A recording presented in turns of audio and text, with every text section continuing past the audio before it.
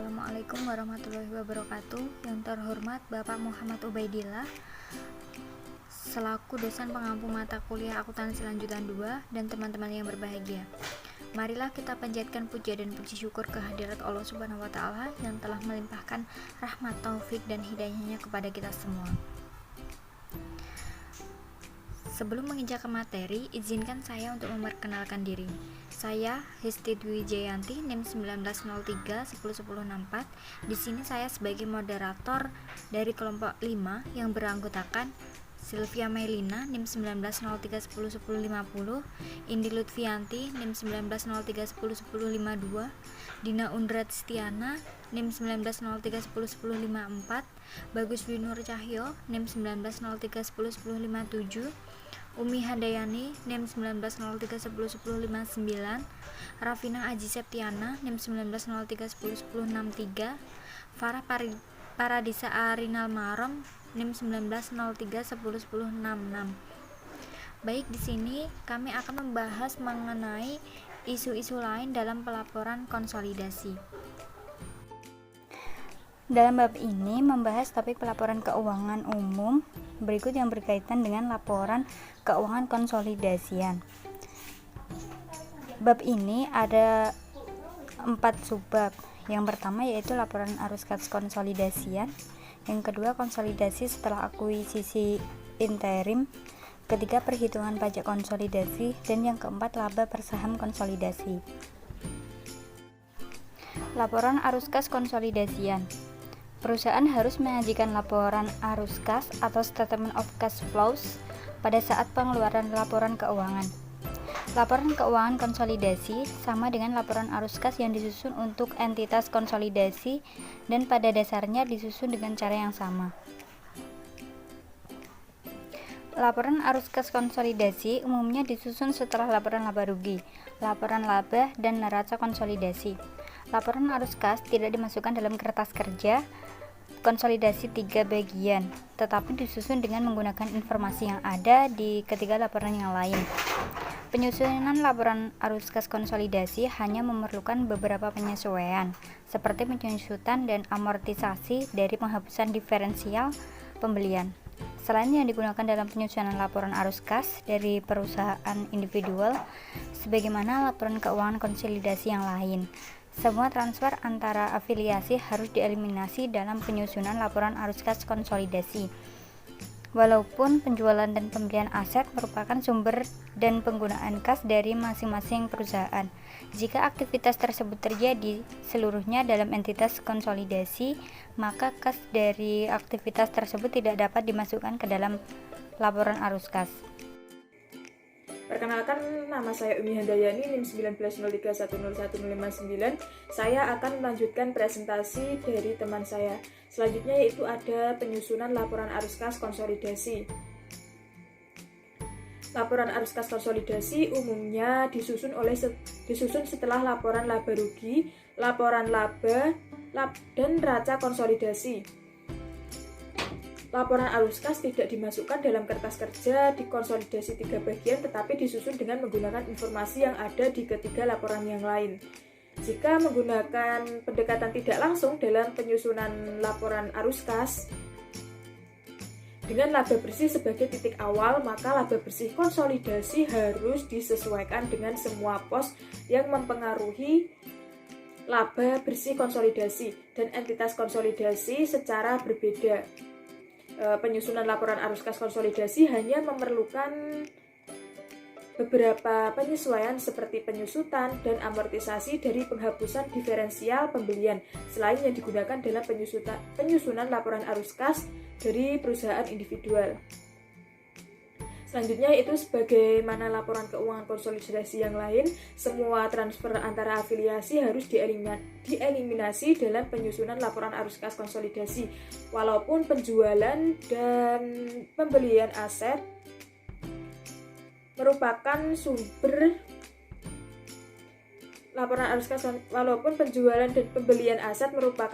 dan penggunaan kas dari masing-masing perusahaan. Jika aktivitas tersebut terjadi seluruhnya dalam entitas konsolidasi, maka kas dari efektivitas tersebut tidak dapat dimasukkan ke dalam laporan arus kas. Keuntungan belum direalisasi dari transfer antar perusahaan dieliminasi dalam penyesuaian neraca dan laporan laba rugi. Dan oleh karena itu, eliminasi keuntungan belum direalisasi tidak lagi diperlukan dalam penyusunan laporan arus kas. Selanjutnya yaitu jika terdapat kepemilikan minoritas, laba yang dialokasikan ke pemegang saham minoritas diperlakukan sebagai penyesuaian untuk memperoleh jumlah kas yang dihasilkan dari aktivitas operasi. Laba yang dialokasikan ke kepemilikan minoritas dikurangi dalam perhitungan laba bersih konsolidasi, tetapi tidak mencerminkan arus kas keluar. Oleh karena itu, laba yang dialokasikan laporan arus kas konsolidasi untuk mendapatkan arus kas dari aktivitas operasi. Yang terakhir yaitu penerimaan dari dan pembayaran ke pemegang saham minoritas umumnya dimasukkan ke dalam laporan arus kas. Arus kas konsolidasi sebagai arus kas dari aktivitas pendanaan. Sebagai contoh, pembayaran dividen ke pemegang saham minoritas umumnya dimasukkan bersama-sama dengan pembayaran dividen ke pemegang saham induk perusahaan sebagai penggunaan kas. Penjualan saham tambahan atau pembelian kembali saham dari pemegang saham minoritas dianggap sebagai transaksi dengan non-afiliasi dilaporkan sebagai sumber atau penggunaan kas. Selanjutnya yaitu ilustrasi laporan arus kas konsolidasi. Sebagai contoh dari penyusunan laporan arus kas konsolidasi diasumsikan sebagai berikut. Yang pertama, PT Induk membeli 80% saham biasa PT Anak pada tanggal 30 Desember 2020 dengan harga di atas 66 juta rupiah dari nilai buku. Yang kedua yaitu diferensial sebesar 66 juta rupiah pada tanggal akuisisi dialokasikan sebesar 8 juta rupiah ke tanah, 48 juta rupiah ke peralatan dengan sisa masa manfaat 10 tahun, dan 10 juta rupiah ke goodwill. Manajemen memutuskan bahwa pada akhir tahun 2021 goodwill mengalami penurunan nilai dan harus diturunkan sebesar 2.500.000 rupiah. Setelah itu nilai goodwill konstan. Yang ketiga yaitu selama tahun 2022 PT Induk membayar dividen sebesar 60 juta rupiah. PT Anak melaporkan laba bersih sebesar 75 juta rupiah dan membayar dividen sebesar 40 juta rupiah. Nomor 4 yaitu selama tahun 2022 PT Induk menjual tanah yang dibelinya pada tahun 2021 seharga 40 juta rupiah ke non-afiliasi sebesar 70 juta rupiah. Selanjutnya yang terakhir, PT Anak membeli peralatan baru dari pihak tidak berhubungan istimewa pada akhir tahun 2022 senilai 100 juta rupiah. Sekian presentasi dari saya, akan dilanjutkan oleh teman saya. Terima kasih. Saya Indul Lutfianti, NIM 1903101052, akan melanjutkan presentasi dari rekan saya sebelumnya, yaitu mengenai ilustrasi laporan arus kas konsolidasi. Sebagai contoh sudah dijelaskan oleh rekan saya sebelumnya. Lalu ada informasi neraca konsolidasi per tanggal 31 Desember 2001 dan 2002. Di sini kas pada 2001 sejumlah 269 juta rupiah, pada 2002 sejumlah 276 juta rupiah. Ada piutang usaha di sini sejumlah 125 juta rupiah. Lalu pada 2002 sejumlah 230 juta rupiah. Pada persediaan 2001 sejumlah 175 juta rupiah dan pada 2002 sejumlah 270 juta rupiah. Selanjutnya ada tanah, bangunan goodwill dan total debit sejumlah 2.247.500.000 rupiah. Dan untuk 2002 sejumlah 2.514.500.000 rupiah. Untuk akumulasi penyusutan pada 2001 sejumlah 774.800.000 rupiah dan untuk 2002 sejumlah 849 juta rupiah. Lalu ada utang usaha, utang obligasi, saham biasa, saldo laba, kepemilikan minoritas, dan untuk total kredit sejumlah 2.240.500.000 rupiah pada 2001 dan untuk pada 2002 sejumlah 2.514.500.000 rupiah. Selanjutnya yaitu laporan laba rugi konsolidasi untuk tahun 2002. Nah, di sini ada penjualan sejumlah 720 juta rupiah dan untuk keuntungan penjualan tanah ini sejumlah 30 juta rupiah. Nah, lalu dijumlahkan penjualan dan keuntungan diperoleh hasil 750 juta rupiah. Lalu dikurangi harga pokok penjualan sejumlah 340 juta rupiah dan beban penyusutan sejumlah 76.800.000 rupiah. Beban lain-lain sejumlah 105 juta dan untuk laba tersedia untuk semua pemegang saham sejumlah 228 juta rupiah. Lalu pendapatan kepemilikan minoritas sejumlah 15 juta rupiah dikurangi dan diperoleh hasil laba bersih konsolidasi sejumlah 213 juta rupiah. Untuk kertas kerja, untuk menyusun laporan arus kas konsolidasi disajikan pada figur 10 strip 1. Walaupun terdapat beberapa format kertas kerja yang berbeda yang dapat dipergunakan dalam penyusunan laporan arus kas, kertas kerja untuk menyusun laporan arus kas konsolidasi tidak berbeda dengan yang digunakan oleh entitas tunggal. Ayat jurnal kertas kerja yang utama dapat dilihat dalam figur 10 strip 1. Laporan arus kas konsolidasi disusun dalam kertas kerja bagian paling bawah. Selanjutnya akan dilanjutkan oleh rekan saya. Saya Dina Undriati Diana, NPM 54. Di sini saya akan melanjutkan presentasi dari teman saya yaitu mengenai laporan arus kas konsolidasi metode langsung. Walaupun hampir semua perusahaan menggunakan metode tidak langsung dalam penyajian laporan arus kas, sebagaimana diilustrasikan dalam contoh sebelumnya, terdapat kritik yang menyatakan bahwa metode langsung lebih jelas dan lebih berguna.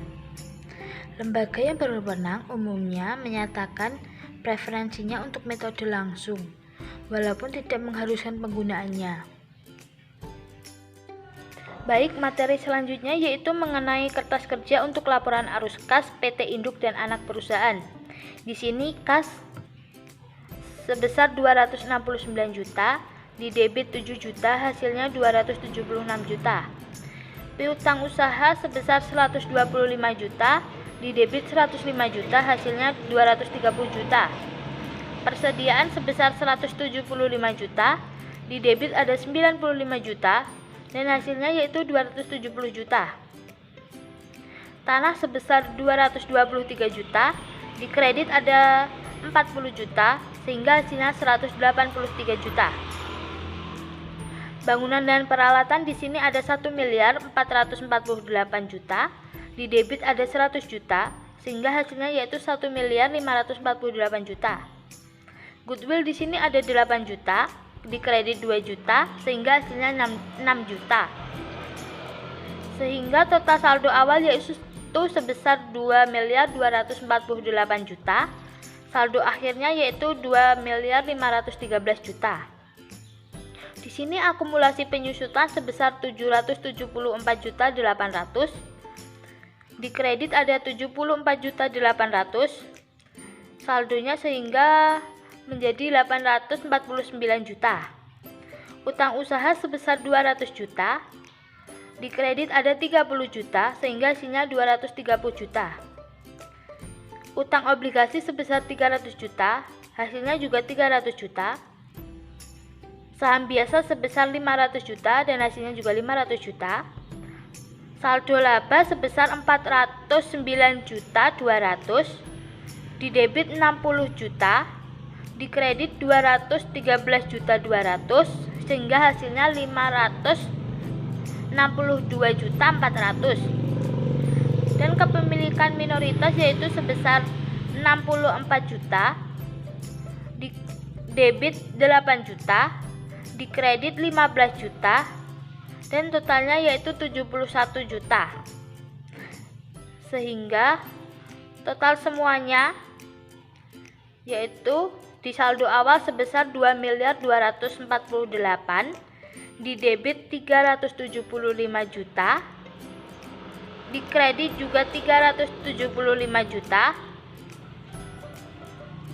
Saldo akhirnya sebesar 2.513 juta. Sekian presentasi dari saya dan selanjutnya akan dilanjutkan oleh teman saya. Terima kasih.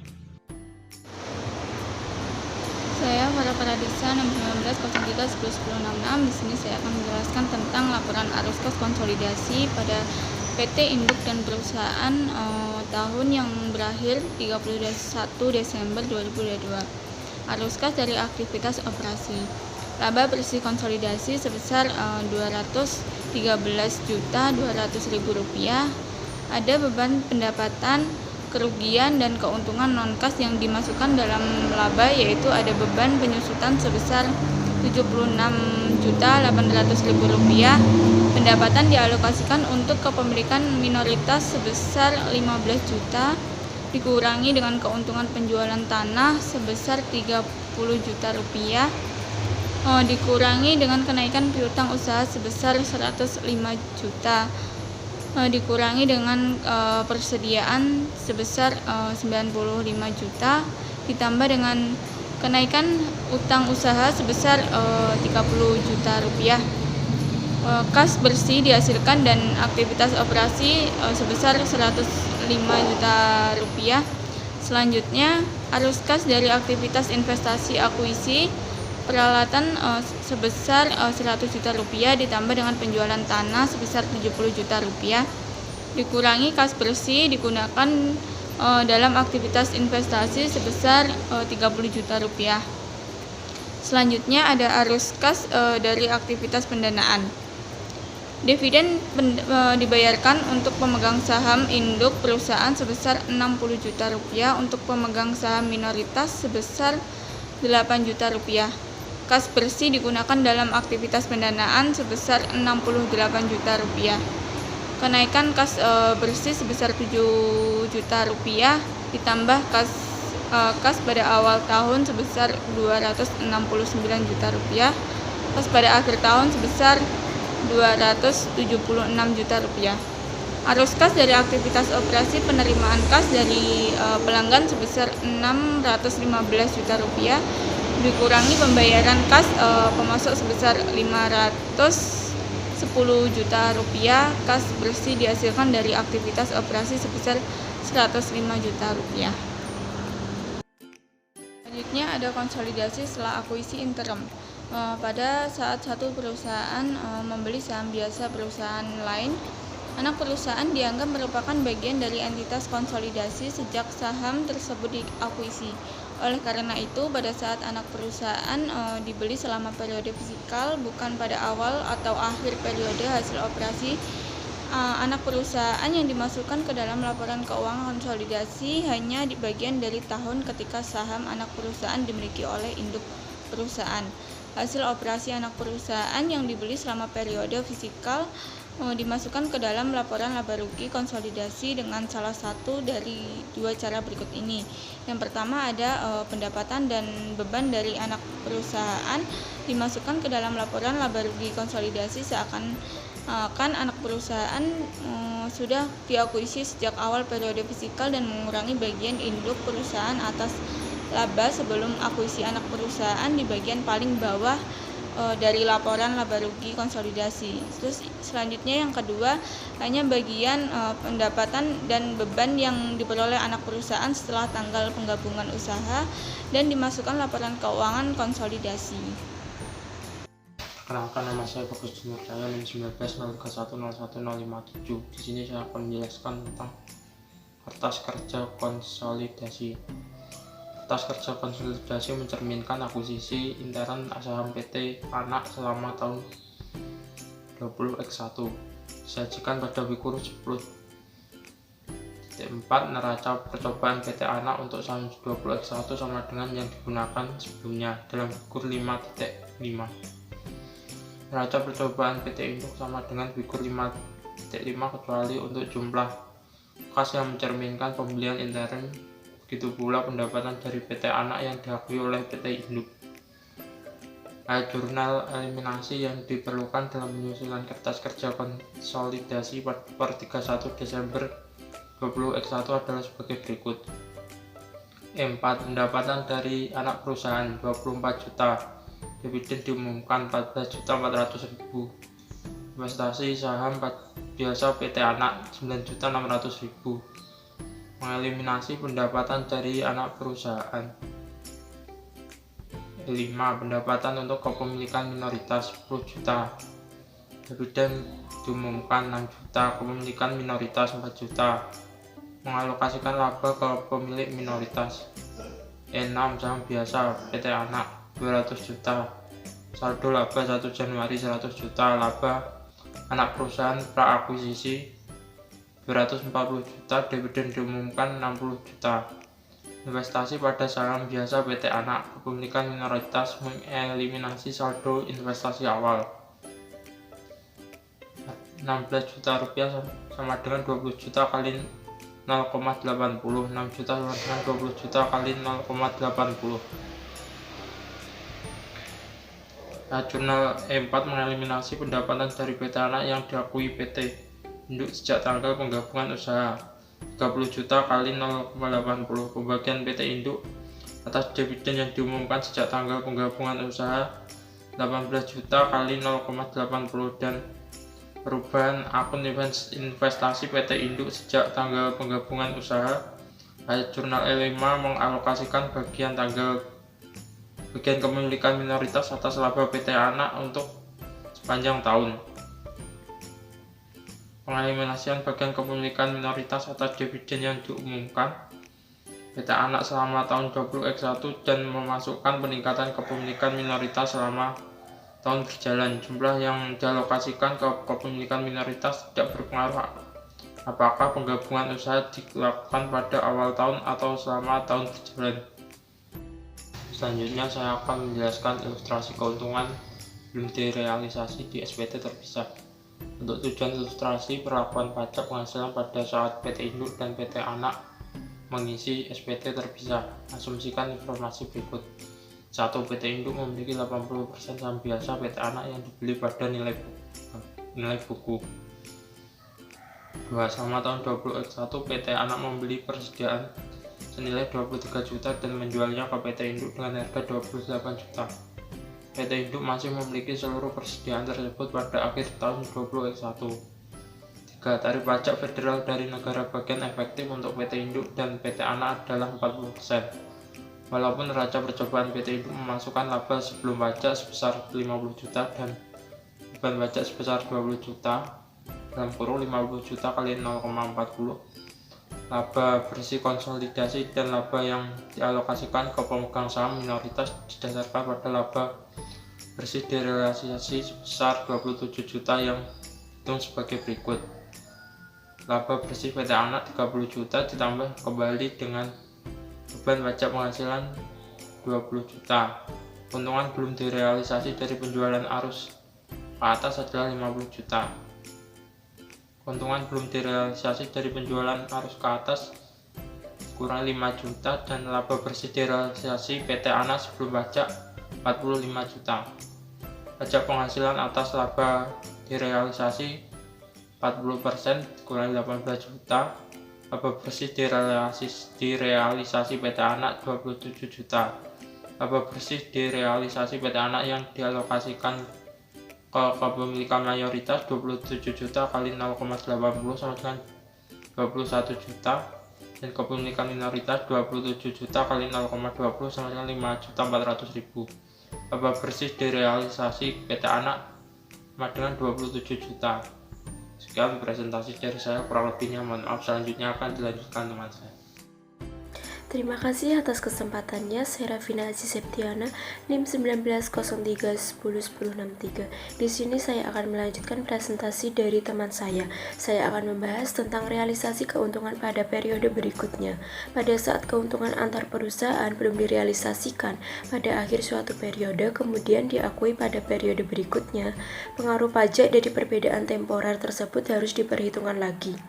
Jika pajak penghasilan diabaikan, ayat jurnal E14 akan digunakan dalam penyusunan laporan keuangan konsolidasi pada 31 Desember 2000X2. Dengan mengasumsikan PT Anak memiliki keuntungan persediaan belum direalisasikan pada pembukaannya pada tanggal 1 Januari 2000X2 dan persediaan tersebut dijual kembali di tahun 2000X2. Ayat jurnal E14 ada saldo awal 1 Januari sebesar 4 juta, kepemilikan minoritas sebesar 1 juta, harga pokok penjualan sebesar 5 juta. Di lain pihak, jika memperhitungkan tarif pajak 40%, maka akan digunakan ayat jurnal eliminasi E15 sebagai pengganti E14. Ayat jurnal E15 ada saldo awal 1 Januari sebesar 2.400.000, kepemilikan minoritas sebesar 600.000, beban pajak penghasilan sebesar 2 juta, harga pokok penjualan sebesar 5 juta.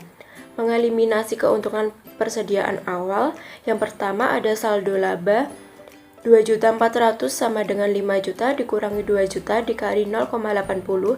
Yang kedua ada kepemilikan minoritas 600.000 sama dengan 5 juta dikurangi 2 juta dikali 0,20. Dan yang terakhir ada beban pajak penghasilan 2 juta sama dengan 5 juta dikali 0,40. Baik, selanjutnya ada laba bersaham konsolidasi. Secara umum, laba bersaham konsolidasi dihitung dengan cara yang sama dengan laba bersaham perusahaan tunggal. Laba bersaham dasar konsolidasi sama dengan laba bersih konsolidasi tersedia untuk pemegang saham biasa induk perusahaan atau setelah mengurangi dividen preferred induk perusahaan. Dibagi dengan rata-rata tertimbang jumlah saham biasa induk perusahaan yang beredar selama periode tersebut. Penghitungan laba bersaham dilusian konsolidasi. Penghitungan laba bersih biasanya merupakan titik awal dalam penghitungan LPS dilusian konsolidasi. Laba bersih tersebut kemudian disesuaikan dengan pengaruh surat berharga dilusian dari induk dan anak perusahaan. Formula berikut dapat dipergunakan dalam penghitungan laba bersaham atau LPS dilusian konsolidasi. LPS dilusian konsolidasi sama dengan laba bersih konsolidasi ditambah atau dikurang penyesuaian untuk efek-efek induk perusahaan dikurang dalam kurung persentase kepemilikan induk perusahaan dikali laba tersedia untuk pemegang yang dimiliki saham biasa anak perusahaan ditambah dalam kurung saham yang dimiliki induk perusahaan dikali LPS dilusian anak perusahaan dibagi rata-rata tertimbang saham induk perusahaan yang beredar. Sekian dari saya, terima kasih. Perkenalkan, nama saya Sylvia Melina, NIM 1903101050. Di sini saya akan melanjutkan presentasi dari rekan saya. Saya akan menjelaskan tentang ilustrasi perhitungan laba bersaham konsolidasi. Sebagai ilustrasi dari perhitungan laba bersaham konsolidasi untuk PT Induk dan PT Anak, asumsikan hal-hal berikut. Yang pertama, PT Induk membeli 80% saham biasa PT Anak pada tanggal 31 Desember 2020 sebesar nilai bukunya. Yang kedua, PT Anak dan PT Induk mempunyai tarif pajak penghasilan efektif sebesar 40% dan mengisi SPT konsolidasi. Yang ketiga, PT Anak mempunyai laba sebelum pajak untuk tahun 2021 sebesar 50 juta. dan mendapatkan alokasi bagian dari pajak penghasilan konsolidasi sebesar 20 juta dan laba bersih 30 juta. Yang keempat, laba bersih konsolidasi untuk tahun 2021 sebesar 108 juta yang dihitung sebagai berikut. Laba operasi terpisah PT Induk sebesar 140 juta. Laba sebelum pajak PT Anak sebesar 50 juta. Total laba entitas sebelum pajak yaitu 140 juta ditambah 50 juta yaitu 190 juta.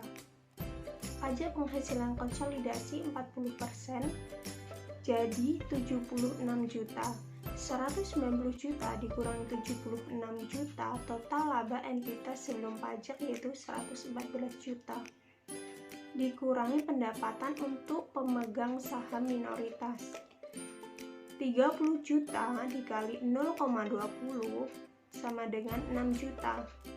Laba bersih konsolidasi 114 dikurangi 6 juta sama dengan 108 juta. Yang kelima, struktur modal PT Induk terdiri atas 100 lembar saham biasa dengan nilai nominal 5.000 dan 10 lembar dengan nilai nominal 10.000. 10% saham preferen yang dapat dikonversi. Saham preferen dapat dikonversi menjadi 25 lembar saham PT Induk. Yang keenam, PT Anak mempunyai 20 lembar saham biasa dengan nilai nominal 10.000 dan 100.000 dari 6% obligasi konversi yang beredar. Obligasi tersebut yang dikeluarkan pada nilai nominalnya dapat dikonversikan menjadi 4 lembar saham biasa PT Anak. Dan yang ketujuh, pada tanggal 1 Januari 2021, PT Anak memberikan pegawainya opsi untuk membeli 9.000 lembar saham biasa PT Induk pada harga 26.000 per lembar, kapan saja selama 5 tahun. Setelah tanggal pemberian opsi, belum ada opsi yang dilaksanakan selama tahun 2021. Nilai pasar rata-rata saham biasa PT Induk selama tahun 2021 adalah 29.000 per lembar. Dalam perhitungan LPS di Lusian, saham preferen diperlakukan sebagai saham biasa yang beredar karena saham preferen tersebut dapat dikonversikan dan sifatnya dilusian. Dari pemaparan materi hari ini dapat ditarik kesimpulan laporan arus konsolidasi disusun dari ketiga laporan konsolidasi yang lain dengan cara yang sama dengan penyusunan laporan arus kas untuk perusahaan tunggal. Akan tetapi diperlukan beberapa penyesuaian. Sebagai contoh, laba yang dialokasikan ke pemilik minoritas mengurangi laba bersih konsolidasi, tetapi tidak menggunakan kas. Oleh karena itu, harus ditambahkan kembali ke laba bersih untuk mendapatkan kas yang dihasilkan dari aktivitas operasi. Selain itu, dividen ke pemegang saham minoritas harus dimasukkan ke dalam penggunaan kas pendanaan karena walaupun dividen tersebut bukan dividen entitas konsolidasi, dividen tersebut memerlukan penggunaan kas. Terima kasih, itu tadi pemaparan materi dari saya. Selanjutnya saya kembalikan ke moderator. Mungkin itu penjelasan dari kelompok kami, semoga bermanfaat bagi kita semua, dan terima kasih juga buat teman-teman yang sudah menonton video kami. Wassalamualaikum warahmatullahi wabarakatuh.